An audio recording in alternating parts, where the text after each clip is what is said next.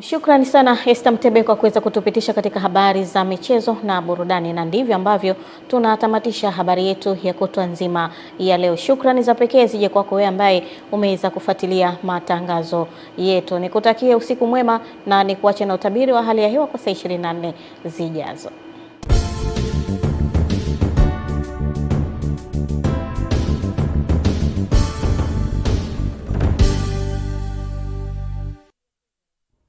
Uhali gani mpenzi mtazamaji, na karibu tena katika utabiri wa hewa wa saa 24 zijazo kuanzia saa 3 usiku.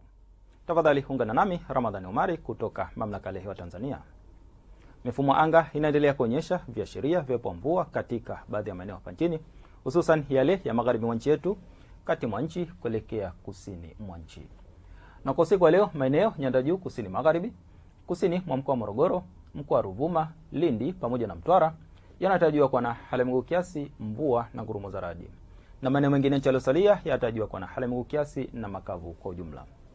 Na kwa siku ya kesho, maeneo ya nyanda juu kusini magharibi, kusini mwa mkoa wa Morogoro, mkoa wa Ruvuma, Lindi pamoja na Mtwara yanatarajiwa kuwa na hali ya mawingu, mvua na ngurumo za radi katika maeneo machache na vipindi vifupi vya jua. Kwa maeneo ya mkoa wa Kagera, Geita, Mwanza, Shinyanga, magharibi mwa nchi yetu, kati mwa nchi pamoja na kaskazini mwa mkoa wa Morogoro kunatarajiwa kuwa na hali ya mawingu kiasi, mvua na ngurumo za radi katika maeneo machache na vipindi vya jua. Na maeneo mengine nchi yaliyosalia yanatarajiwa kuwa na hali ya mawingu kiasi na vipindi vya jua. Na kwa upande wa pepo, tunatarajia upepo kuvuma kwa kasi ya kilomita 20 kwa saa, hususan katika maeneo ya Ziwa Victoria. Kwa maeneo ya Ziwa Tanganyika pamoja na Ziwa Rukwa, upepo unatarajiwa kuvuma kwa kasi ya kilomita 10 kwa saa.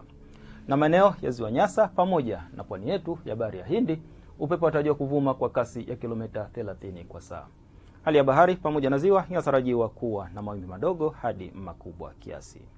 Na mpaka kufikia hapo, kutoka Mamlaka ya Hewa tuna ziada. Asante kwa kuwa nami na nikuage kwa heri.